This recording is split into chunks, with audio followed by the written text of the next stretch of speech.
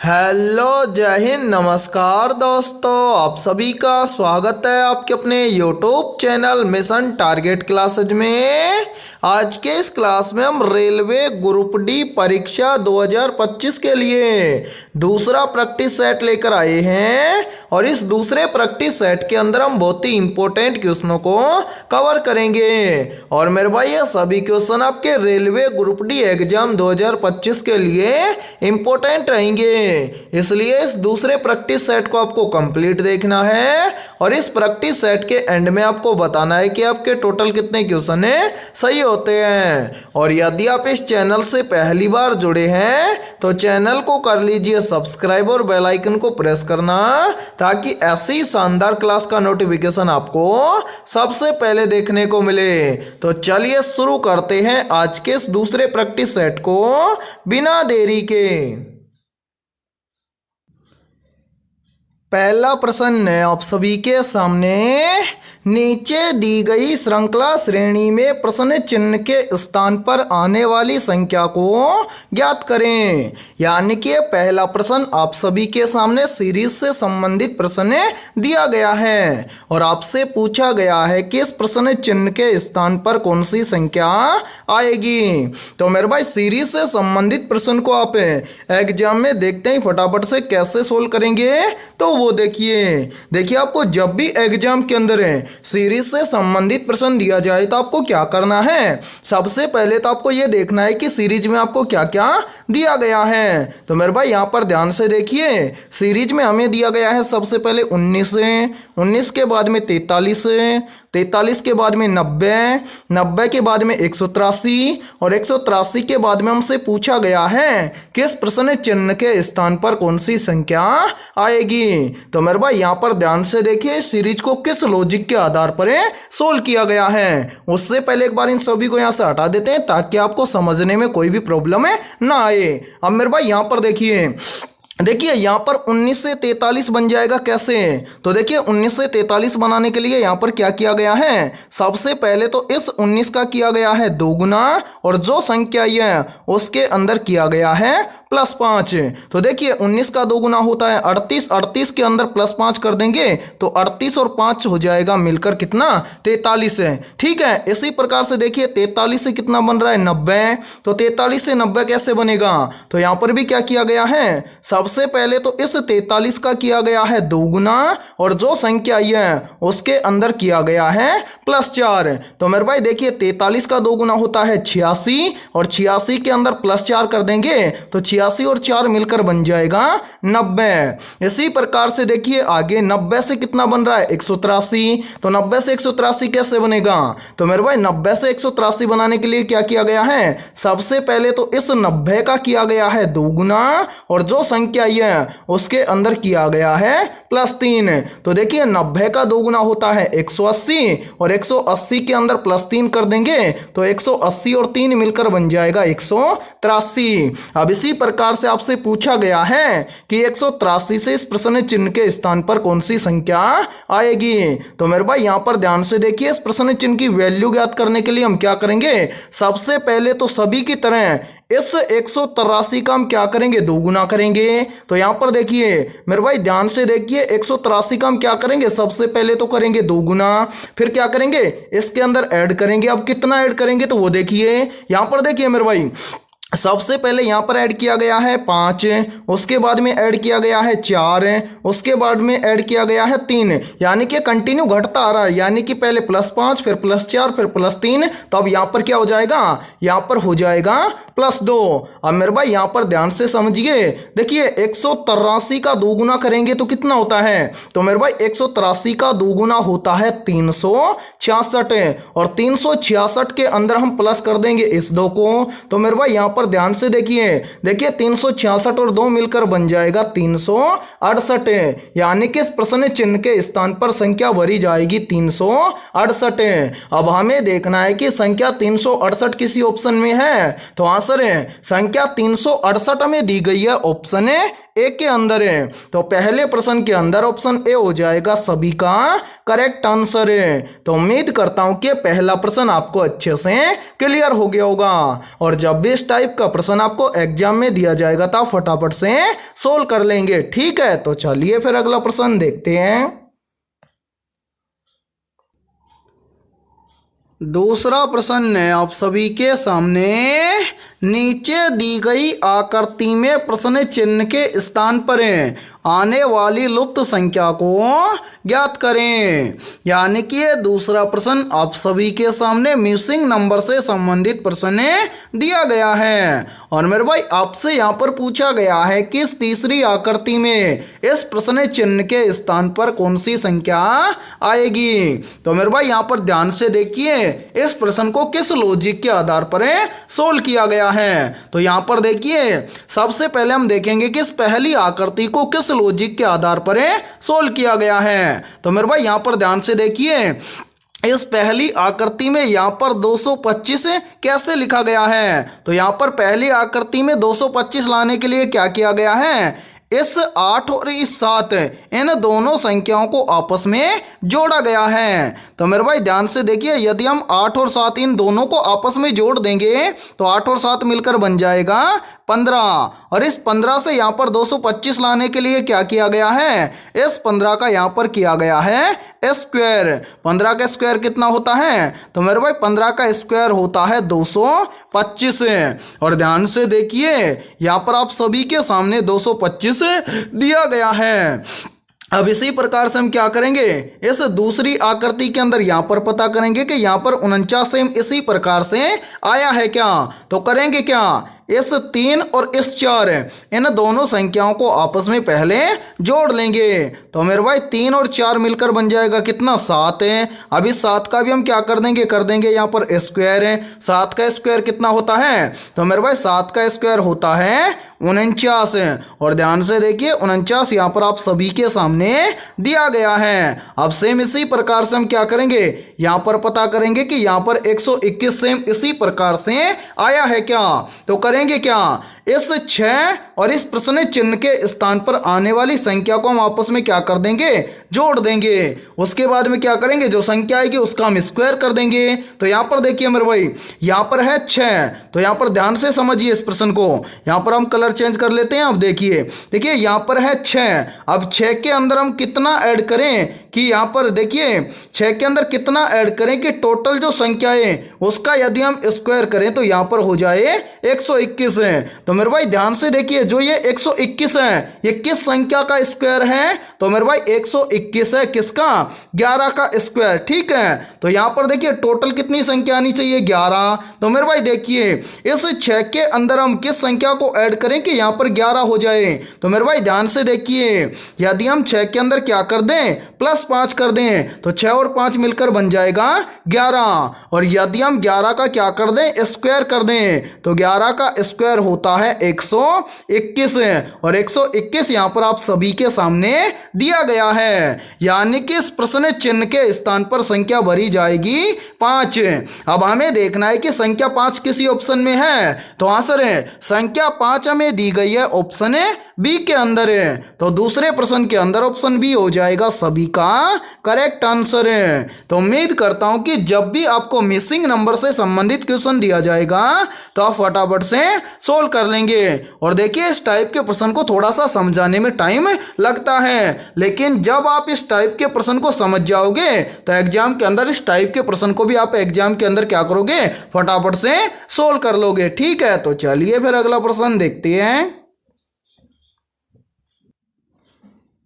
तीसरा प्रश्न है आप सभी के सामने, नीचे दिए गए प्रश्न में प्रश्न चिन्ह के स्थान पर आने वाली संबंधित संख्या को ज्ञात करें। यानी कि ये तीसरा प्रश्न आप सभी के सामने नंबर एनालॉजी से संबंधित प्रश्न दिया गया है। और मेरे भाई आपसे यहाँ पर पूछा गया है कि इस प्रश्न चिन्ह के स्थान पर कौन सी संख्या आएगी। तो फटाफट से एक काम कीजिए, इस क्लास को रोकिए और अपने स्तर से इस प्रश्न को सोल्व करके कमेंट सेक्शन के अंदर कमेंट करके बताइए कि इस प्रश्न चिन्ह के स्थान पर कौन सी संख्या आएगी। तो उम्मीद करता हूं कि आपने इस प्रश्न को जरूर सोल्व किया होगा। तो आइए देखते हैं कि आपका आंसर क्या आया है। तो मेरे भाई इस टाइप के प्रश्न को आप एग्जाम में देखते ही फटाफट से कैसे सोल्व करेंगे, तो वो देखिए जब भी आपको एग्जाम के अंदर नंबर एनालॉजी से संबंधित प्रश्न दिया जाए तो आपको क्या करना है, सबसे पहले तो आपको यहाँ पर पता करना है कि 6 से यहाँ पर 216 कैसे आया है। यानी कि जिस प्रकार से 6 से यहाँ पर 216 आया है, सेम इसी प्रकार से हम यहाँ पर बताएंगे कि 7 से इस प्रश्न चिन्ह के स्थान पर कौन सी संख्या आएगी। तो मेरे भाई यहाँ पर ध्यान से देखिए इस प्रश्न को किस लॉजिक के आधार पर सोल्व किया गया है। तो यहाँ पर देखिए यहाँ पर 6 से 216 लाने के लिए क्या किया गया है मेरे भाई, इस 6 का यहाँ पर किया गया है क्यूब। 6 का क्यूब कितना होता है, तो मेरे भाई 6 का क्यूब होता है 216। और ध्यान से देखिए 216 यहाँ पर आप सभी के सामने दिया गया है। अब हम भी क्या काम करेंगे, यही सेम लॉजिक लगाएंगे 7 के अंदर है और इस 7 से इस प्रश्न चिन्ह की वैल्यू ज्ञात करेंगे। तो मेरे भाई हम करेंगे क्या, सेम इस 6 की तरह इस 7 का भी हम क्या कर देंगे, क्यूब कर देंगे। 7 का क्यूब कितना होता है, तो मेरे भाई 7 का क्यूब होता है 343। यानी कि इस प्रश्न चिन्ह के स्थान पर संख्या भरी जाएगी 343। अब हमें देखना है कि संख्या 343 किसी ऑप्शन में है, तो आंसर है संख्या 343 हमें दी गई है ऑप्शन ए के अंदर है। तो तीसरे प्रश्न के अंदर ऑप्शन ए हो जाएगा सभी का करेक्ट आंसर है। तो उम्मीद करता हूं कि तीसरा प्रश्न भी आपको अच्छे से क्लियर हो गया होगा। और जब भी इस टाइप का प्रश्न आपको एग्जाम में दिया जाएगा तो फटाफट से सोल्व कर लेंगे, ठीक है। और यहाँ पर देखिए यदि ये क्लास आपको पसंद आ रही है तो जल्दी से एक बार इस क्लास को लाइक कर दीजिए। और यदि आप इस चैनल से पहली बार जुड़े हैं तो चैनल को कर लीजिए सब्सक्राइब और बेल आइकन को प्रेस करना, ताकि ऐसी शानदार क्लास का नोटिफिकेशन आपको सबसे पहले देखने को मिले। और मेरे भाई आपके जितने भी दोस्त हैं रेलवे ग्रुप डी एग्जाम 2025 की तैयारी कर रहे हैं तो उनके पास भी इस क्लास को ज़्यादा से ज़्यादा शेयर करें। और आप सभी के लिए बहुत ही इंपॉर्टेंट सूचना है, यदि आप पहली बार के अंदर ग्रुप डी एग्जाम के अंदर सिलेक्शन लेना चाहते हैं तो हमने आपके रेलवे ग्रुप डी एग्जाम 2025 के लिए GK, GS, mathematics, science, current affairs और रीजनिंग के लगभग 21,000 प्लस मोस्ट इंपोर्टेंट क्वेश्चनों का पीडीएफ सेट तैयार किया है। यदि आप ये 21,000 प्लस मोस्ट इंपोर्टेंट क्वेश्चनों का पीडीएफ सेट लेना चाहते हैं तो आप हमारे इस व्हाट्सएप नंबर पर कांटेक्ट करके ले सकते हैं। और मेरे भाई इस पीडीएफ सेट की प्राइस हमने रखी है मात्र और मात्र 51 रुपए, यानी कि 51 रुपए की फीस के अंदर आपको रेलवे ग्रुप डी एग्जाम 2025 के लिए ऑल सब्जेक्ट के ऊपर topic wise most important 21,000 plus क्वेश्चनों का पीडीएफ सेट दिया जाएगा। और मेरे भाई ये सभी क्वेश्चन आपके रेलवे ग्रुप डी एग्जाम 2025 के लिए रामबाण साबित होने वाले हैं। तो जल्दी से जाइए और इस व्हाट्सएप नंबर पर आप कांटेक्ट करके इस पीडीएफ सेट को ले लीजिए और एग्जाम से पहले अपनी तैयारी को मजबूत बना लीजिए, ठीक है। तो चलिए फिर अगला प्रश्न देखते हैं। चौथा प्रश्न है आप सभी के सामने, यदि m का अर्थ गुणा है, n का अर्थ भाग है और r का अर्थ माइनस है तो नीचे दिए गए समीकरण का मान क्या होगा। यानी कि चौथा प्रश्न भी आप सभी के सामने गणितीय संक्रियाओं से संबंधित प्रश्न दिया गया है। मेरे भाई मैंने इस क्लास के अंदर हर एक टॉपिक के लगभग 2 से 3 क्वेश्चन रखे हैं। यदि आपको एक क्वेश्चन ना भी समझ में आए तो दूसरा क्वेश्चन आपको अच्छे से क्लियर हो जाए। तो मेरे भाई यहाँ पर देखिए इस प्रश्न को हम कैसे सोल्व करेंगे, तो सेम जिस प्रकार से हमने तीसरे क्वेश्चन को सोल्व किया है सेम उसी प्रकार से हम इस चौथे क्वेश्चन को सोल्व करेंगे। कैसे, तो वो देखिए मेरे भाई सबसे पहले तो हम यहां पर देखेंगे प्रश्न के अंदर। देखिए प्रश्न के अंदर हमें बोला गया है कि m का अर्थ है गुणा, तो m के स्थान पर हम क्या कर देंगे, गुणा कर देंगे। फिर क्या है आगे, देखिए आगे बोला गया है कि n का अर्थ है भाग, तो n के स्थान पर हम क्या कर देंगे मेरे भाई, भाग कर देंगे। फिर देखिए आगे बोला गया है कि r का अर्थ है माइनस, तो आर के स्थान पर हम क्या कर देंगे, माइनस कर देंगे। अब क्या करेंगे, नया समीकरण तैयार करेंगे। तो देखिए यहां पर, देखिए मेरे भाई यहां पर है 60, उसके बाद में है एम, एम का अर्थ है गुणा, तो यहां पर हम कर देंगे गुणा। फिर क्या है 14, तो यहां पर हम लिख देंगे 14। उसके बाद में क्या है एन, एन का अर्थ है भाग, तो यहां पर हम कर देंगे भाग। फिर क्या है 7, तो यहां पर हम लिख देंगे 7। फिर क्या है आर, आर का अर्थ है माइनस, तो यहां पर कर देंगे माइनस। फिर कितना है 30, तो यहां पर हम लिख देंगे 30। ये बन गया नया समीकरण। अब इस समीकरण को सोल्व करके इसका मान हमें क्या करना है, ज्ञात करना है। तो यहां पर देखिए सबसे पहले हम क्या करेंगे, भाग करेंगे। तो मेरे भाई यहाँ पर देखिए, यहाँ पर फर्स्ट में है 60, उसके बाद में है गुणा, फिर हम क्या करेंगे 7 का भाग देंगे 14 में, तो ये चला जाएगा 7 दूना के 14। उसके बाद में क्या बच रहा है माइनस का 30, तो यहाँ पर हम लिख देंगे माइनस का 30। उसके बाद में क्या करेंगे, भाग करने के बाद में करेंगे गुणा। तो मेरे भाई यहाँ पर हम 60 का गुणा कर देंगे 2 के साथ में, तो यहाँ पर 60 दुआ के हो जाएगा कितना 120। अब यहाँ पर क्या बच गया माइनस का 30, तो यहाँ पर हम 120 में से क्या कर देंगे, माइनस 30 कर देंगे। तो 120 में से माइनस 30 करेंगे तो यहां पर बच जाएगा कितना 90। यानी कि हम इस समीकरण को इस प्रश्न के अकॉर्डिंग सोल्व करेंगे तो इसका मान आ जाएगा 90। अब हमें देखना है कि 90 किसी ऑप्शन में है, तो आंसर है 90 में दिया गया है ऑप्शन है डी के अंदर है। तो चौथे प्रश्न के अंदर ऑप्शन डी हो जाएगा सभी का करेक्ट आंसर है। तो उम्मीद करता हूं कि चौथा प्रश्न भी आपको अच्छे से क्लियर हो गया होगा। और जब भी इस टाइप का प्रश्न आपको एग्जाम में दिया जाएगा तो आप फटाफट से सोल्व कर लेंगे।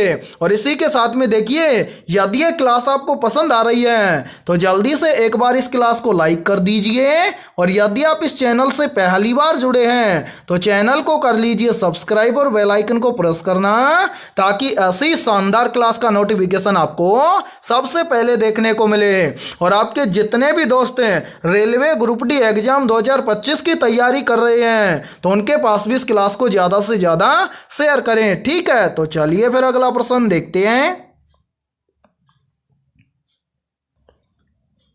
पांचवा प्रश्न है आप सभी के सामने, नीचे दी गई आकृति में कुल कितने त्रिभुज हैं ज्ञात करें। यानी कि पांचवा प्रश्न आप सभी के सामने काउंटिंग फिगर से संबंधित प्रश्न दिया गया है और आपसे पूछा गया है कि नीचे जो ये वाली आकृति दी गई है इस आकृति में कुल कितने त्रिभुज हैं। तो मेरे भाई इस टाइप के प्रश्न को आप एग्जाम में देखते हैं फटाफट से कैसे सोल्व करेंगे, तो वो देखिए इस टाइप के प्रश्न को एग्जाम में सोल्व करने की बहुत ही शानदार ट्रिक है। और यदि ये ट्रिक आपको याद है तो आप इस टाइप के प्रश्न को एग्जाम में देखते ही मात्र 2 से 3 सेकंड में फटाफट से सोल्व कर दोगे। ट्रिक क्या है तो वो देखिए मेरे भाई। देखिए सबसे पहले आपको क्या करना है, याद रखना है कि जब भी आपको इस तरह की आकृति दी जाए तो याद रखना ऐसी आकृति में त्रिभुजों की संख्या होती है 3।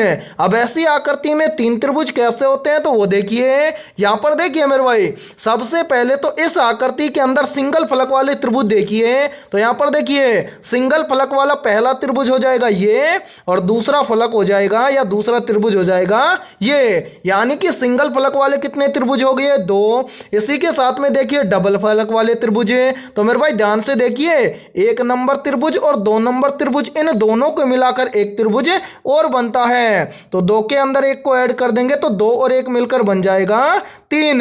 यानी कि इस तरह की आकृति में त्रिभुजों की संख्या होती है 3। अब हमें ट्रिक क्या लगानी है तो वो देखिए मेरे भाई। अब आपको करना क्या है, आपको इस तरह की आकृति देखना है कि इस बड़ी वाली आकृति में कितनी दिख रही है। तो मेरे भाई ध्यान से देखिए, इस तरह की आकृति इस बड़ी वाली आकृति में हमें दिख रही है। सबसे पहले तो एक आकृति तो हमें यहाँ पर ये दिख रही है, बोलो दिख रही है, तो आंसर दिख रही है। इसी के साथ में मेरे भाई यहाँ पर देखिए एक आकृति इसी प्रकार से हमें यहाँ पर दिख रही है, तो ये हो जाएगी दूसरी आकृति। ठीक है, इसी प्रकार से देखिए हम कलर चेंज कर लेते हैं ताकि आपको समझने में कोई भी प्रॉब्लम ना आए।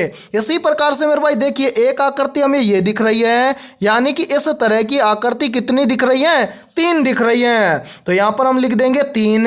अब मेरे भाई इस तरह की आकृति में या इस तरह की एक आकृति में कितने त्रिभुज होते हैं 3 होते हैं, तो इस 3 का गुणा कर देंगे 3 के साथ में, तो यहाँ पर कितना हो जाएगा, 3 तिये हो जाएगा 9। इसी के साथ में मेरे भाई यहाँ पर ध्यान से देखिए, देखिए इस बड़ी वाली आकृति के अंदर एक त्रिभुज हमें यहाँ पर इन तीनों आकृतियों के बीच में यहाँ पर दिख रहा है। तो हाँ सर, इन तीनों आकृतियों के बीच में एक त्रिभुज हमें दिख रहा है, तो यहाँ पर हम क्या कर देंगे, +1 कर देंगे। इसी के साथ में देखिए इन सभी आकृतियों को मिलाकर एक ये बड़ा वाला त्रिभुज हो जाएगा, यहाँ से यहाँ तक का बोलो बन रहा है। तो हाँ सर, एक त्रिभुज ये बन रहा है, तो यहाँ पर हम क्या कर देंगे, +1 और कर देंगे। अब मेरे भाई यहाँ पर ध्यान से देखिए, क्या इस आकृति के अंदर इन सभी त्रिभुजों के अलावा कोई अन्य त्रिभुज है? तो नहीं सर, इन सभी त्रिभुजों के अलावा इस आकृति में कोई अन्य त्रिभुज नहीं है। तो मेरे भाई अब हम क्या करेंगे, इन सभी को यहाँ पर क्या कर लेंगे, काउंट कर लेंगे। तो यहाँ पर देखिए 9 और 1 हो जाएगा 10, 10 और 1 हो जाएगा 11। यानी कि हमारे सामने जो ये वाली आकृति दी गई है, इस आकृति के अंदर कुल त्रिभुजों की संख्या है 11। अब हमें देखना है कि 11 किसी ऑप्शन में है। तो हाँ सर, 11 हमें दिया गया है ऑप्शन बी के अंदर है। तो 5वें प्रश्न के अंदर ऑप्शन बी हो जाएगा सभी का करेक्ट आंसर है। तो उम्मीद करता हूं कि 5वां प्रश्न भी आप सभी को अच्छे से क्लियर हो गया होगा। और जब भी इस टाइप का प्रश्न आपको एग्जाम में दिया जाएगा तो आप फटाफट से सोल्व कर लेंगे, ठीक है। तो चलिए फिर अगला प्रश्न देखते हैं। छठा प्रश्न है आप सभी के सामने, कौन सा बांध भारत का सबसे पुराना बांध माना जाता है? तो यहाँ पर देखिए इन चारों में से करेक्ट आंसर हो जाएगा सभी का ऑप्शन है सी, यानी कि जो कलनई बांध है ये भारत का सबसे पुराना बांध माना जाता है। तो छठे प्रश्न के अंदर करेक्ट आंसर हो जाएगा सभी का ऑप्शन है सी। और मेरे भाई यहाँ पर देखिए, यदि ये क्लास आपको पसंद आ रही है तो जल्दी से एक बार इस क्लास को लाइक कर दीजिए, और यदि आप इस चैनल से पहली बार जुड़े हैं तो चैनल को कर लीजिए सब्सक्राइब और बेल आइकन को प्रेस करना, ताकि ऐसी शानदार क्लास का नोटिफिकेशन आपको सबसे पहले देखने को मिले। और मेरे भाई इस क्लास के अंदर आपको एंड तक बने रहना है, क्योंकि इस क्लास के अंदर बहुत ही इंपॉर्टेंट क्वेश्चन होने वाले हैं। और सेम इसी प्रकार के क्वेश्चन आपके ग्रुप डी एग्जाम 2025 के अंदर पूछे जाएंगे, ठीक है। तो चलिए फिर अगला प्रश्न देखते हैं।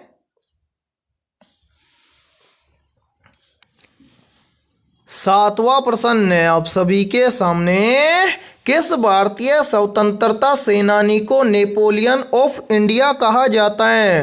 वेरी वेरी इंपॉर्टेंट प्रश्न है ये, तो जल्दी से बताइए इन चारों में से करेक्ट आंसर क्या होगा। आपसे पूछा गया है कि किस भारतीय स्वतंत्रता सेनानी को नेपोलियन ऑफ इंडिया कहा जाता है? तो यहाँ पर देखिए इन चारों में से करेक्ट आंसर हो जाएगा सभी का ऑप्शन है सी, यानी कि समुद्रगुप्त को क्या कहा जाता है, नेपोलियन ऑफ इंडिया कहा जाता है। तो 7वें प्रश्न के अंदर करेक्ट आंसर हो जाएगा सभी का ऑप्शन है सी। और मेरे भाई यहाँ पर देखिए, यदि ये क्लास आपको पसंद आ रही है तो जल्दी से एक बार इस क्लास को लाइक कर दीजिए, और यदि आप इस चैनल से पहली बार जुड़े हैं तो चैनल को कर लीजिए सब्सक्राइब और बेल आइकन को प्रेस करना, ताकि ऐसी शानदार क्लास का नोटिफिकेशन आपको सबसे पहले देखने को मिले। और इस क्लास के अंदर भी आपको एंड तक बने रहना है, क्योंकि इस क्लास के अंदर बहुत ही इंपॉर्टेंट क्वेश्चन होने वाले हैं, ठीक है। तो चलिए फिर अगला प्रश्न देखते हैं। 8वां प्रश्न है आप सभी के सामने, भारत में सर्वाधिक गेहूं उत्पादक राज्य कौन सा है? ऑप्शन ए है पंजाब, ऑप्शन बी है उत्तर प्रदेश, ऑप्शन सी है मध्य प्रदेश, और ऑप्शन डी है हरियाणा। तो जल्दी से बताइए इन चारों में से करेक्ट आंसर क्या होगा। आपसे पूछा गया है कि भारत में सर्वाधिक गेहूं उत्पादक राज्य कौन सा है? तो यहाँ पर देखिए इन चारों में से करेक्ट आंसर हो जाएगा सभी का ऑप्शन है बी, यानी कि भारत में सर्वाधिक गेहूं उत्पादक राज्य है उत्तर प्रदेश राज्य है। तो 8वें प्रश्न के अंदर करेक्ट आंसर हो जाएगा सभी का ऑप्शन है बी। और मेरे भाई यहाँ पर देखिए यहीं से एक क्वेश्चन और बनता है और काफी बार एग्जाम के अंदर पूछा भी जाता है। पूछा जाता है कि भारत के किस राज्य में सर्वाधिक वन पाए जाते हैं। तो मेरे भाई याद रखना, भारत के मध्य प्रदेश राज्य के अंदर सर्वाधिक वन पाए जाते हैं। ठीक है, तो चलिए फिर अगला प्रश्न देखते हैं। 9वां प्रश्न है आप सभी के सामने, निम्न में से सांबर झील किस राज्य में स्थित है। ऑप्शन ए गुजरात राज्य में, ऑप्शन बी है महाराष्ट्र राज्य में, ऑप्शन सी है राजस्थान राज्य में और ऑप्शन डी है मध्य प्रदेश राज्य में। तो यहाँ पर देखिए इन चारों में से करेक्ट आंसर हो जाएगा सभी का ऑप्शन है सी, यानी कि सांबर झील राजस्थान राज्य में स्थित है। तो 9वें प्रश्न के अंदर करेक्ट आंसर हो जाएगा सभी का ऑप्शन है सी। और मेरे भाई यहाँ पर देखिए यहाँ से एक क्वेश्चन और बनता है और काफी बार एग्जाम के अंदर पूछा भी जाता है। पूछा जाता है कि क्षेत्रफल की दृष्टि से भारत का सबसे बड़ा राज्य कौन सा है। तो मेरे भाई याद रखना, क्षेत्रफल की दृष्टि से भारत का सबसे बड़ा राज्य है राजस्थान। इसी के साथ में देखिए यहीं से एक क्वेश्चन और बनता है और ये प्रश्न भी काफी बार एग्जाम के अंदर पूछा जाता है। पूछा जाता है कि भारत के किस राज्य में सबसे अधिक वन पाए जाते हैं। तो मेरे भाई याद रखना, भारत के मध्य प्रदेश राज्य के अंदर सबसे अधिक मात्रा में वन पाए जाते हैं। और यहाँ पर देखिए एक प्रश्न और बनता है यहीं से और काफी बार एग्जाम के अंदर पूछा भी जाता है। पूछा जाता है कि सबसे लंबी तट रेखा वाला राज्य कौन सा है। तो याद रखना, सबसे लंबी तट रेखा वाला भारतीय राज्य है गुजरात। और एक लास्ट प्रश्न और बनता है यहीं से, काफी बार पूछा जाता है कि अजंता की गुफाएं किस राज्य में स्थित हैं। तो मेरे भाई याद रखना, अजंता की गुफाएं महाराष्ट्र राज्य के अंदर स्थित हैं। ठीक है, और 9वें प्रश्न के अंदर करेक्ट आंसर हो जाएगा सभी का ऑप्शन है सी। तो चलिए फिर अगला प्रश्न देखते हैं। 10वां प्रश्न है आप सभी के सामने, द्रवों में दाब किसके सिद्धांत पर आधारित है। ऑप्शन ए आर्किमिडीज के सिद्धांत पर है, ऑप्शन बी है पास्कल के सिद्धांत पर है, ऑप्शन सी है न्यूटन के गति के नियम पर है और ऑप्शन डी है बर्नौली के सिद्धांत पर है। तो यहाँ पर देखिए इन चारों में से करेक्ट आंसर हो जाएगा सभी का ऑप्शन है बी, यानी कि द्रवों में दाब किसके सिद्धांत पर आधारित है। तो मेरे भाई ये आधारित है किसके सिद्धांत पर है, पास्कल के सिद्धांत पर है। या फिर हम बोल सकते हैं कि द्रवों में दाब पास्कल के सिद्धांत पर आधारित है। तो 10वें प्रश्न के अंदर करेक्ट आंसर हो जाएगा सभी का ऑप्शन है बी। तो चलिए फिर अगला प्रश्न देखते हैं। 11वां प्रश्न है आप सभी के सामने, भारत में पहली जूट मिल कहाँ स्थापित की गई थी। ऑप्शन ए है कानपुर में, ऑप्शन बी है कोलकाता में, ऑप्शन सी है कोयम्बटूर में और ऑप्शन डी है भोपाल में। तो यहाँ पर देखिए इन चारों में से करेक्ट आंसर हो जाएगा सभी का ऑप्शन है बी, यानी कि भारत में पहली जूट मिल स्थापित की गई थी कोलकाता में। तो 11वें प्रश्न के अंदर करेक्ट आंसर हो जाएगा सभी का ऑप्शन है बी। तो चलिए फिर अगला प्रश्न देखते हैं। 12वां प्रश्न है आप सभी के सामने, भारत की सबसे ऊंची चोटी कौन सी है। Option A Kanchenjunga, option B है माउंट एवरेस्ट, ऑप्शन सी है नंदा देवी और ऑप्शन डी है गुरु शिखर है। तो यहाँ पर देखिए इन चारों में से करेक्ट आंसर हो जाएगा सभी का ऑप्शन है ए, यानी कि भारत की सबसे ऊंची चोटी है कंचनजंगा। तो 12वें प्रश्न के अंदर करेक्ट आंसर हो जाएगा सभी का ऑप्शन है ए। इसी के साथ में देखिए काफी बार एग्जाम के अंदर पूछ लिया जाता है कि भारत की सबसे ऊंची चोटी कंचनजंगा की ऊंचाई कितनी है। तो मेरे भाई याद रखना, भारत की सबसे ऊंची चोटी कंचनजंगा की ऊंचाई है 8,586 मीटर। ये क्या है, कंचनजंगा पर्वत की क्या है, ऊंचाई है। हमेशा याद रखना मेरे भाई, काफी बार एग्जाम के अंदर पूछ लिया जाता है। क्या पूछा जाता है, प्रश्न बनता है इस टाइप से, पूछेगा क्या मेरे भाई, पूछता है कि भारत की सबसे ऊंची चोटी कंचनजंगा की ऊंचाई कितनी है। तो याद रखना, भारत की सबसे ऊंची चोटी कंचनजंगा, इसकी ऊंचाई है 8,586 मीटर। ठीक है, तो चलिए फिर अगला प्रश्न देखते हैं। 13वां प्रश्न है आप सभी के सामने, ओडिसी नृत्य किस राज्य से संबंधित है। ऑप्शन ए है ओडिशा राज्य से, ऑप्शन बी है पश्चिम बंगाल राज्य से, ऑप्शन सी है बिहार राज्य से, और ऑप्शन डी है असम राज्य से। तो जल्दी से बताइए इन चारों में से करेक्ट आंसर क्या होगा। आपसे पूछा गया है कि ओडिसी नृत्य किस राज्य से संबंधित है। तो यहाँ पर देखिए इन चारों में से करेक्ट आंसर हो जाएगा सभी का ऑप्शन है ए, यानी कि ओडिसी नृत्य ओडिशा राज्य से संबंधित है। तो 13वें प्रश्न के अंदर करेक्ट आंसर हो जाएगा सभी का ऑप्शन है ए। और मेरे भाई यहाँ पर देखिए, यहीं से एक प्रश्न और भी बनता है और पूछा भी जाता है एग्जाम के अंदर, काफी बार पूछा जाता है कि एक सींग वाले गैंडे किस राज्य में पाए जाते हैं। तो मेरे भाई याद रखना, एक सींग वाले गैंडे पाए जाते हैं असम राज्य के अंदर। ठीक है, तो चलिए फिर अगला प्रश्न देखते हैं। 14वां प्रश्न है आप सभी के सामने, कौन सा हार्मोन फाइट या फ्लाइट प्रतिक्रिया के लिए जिम्मेदार होता है। तो यहां पर देखिए इन चारों में से करेक्ट आंसर हो जाएगा सभी का ऑप्शन है बी, यानी कि जो एड्रेनलिन हार्मोन होता है यह फाइट या फ्लाइट प्रतिक्रिया के लिए जिम्मेदार होता है। तो 14वें प्रश्न के अंदर करेक्ट आंसर हो जाएगा सभी का ऑप्शन है बी। और मेरे भाई मोस्ट इंपोर्टेंट प्रश्न है ये, चाहे तो आप इस प्रश्न को अपनी नोटबुक के अंदर आप नोट भी कर सकते हैं। ठीक है, तो चलिए फिर अगला प्रश्न देखते हैं।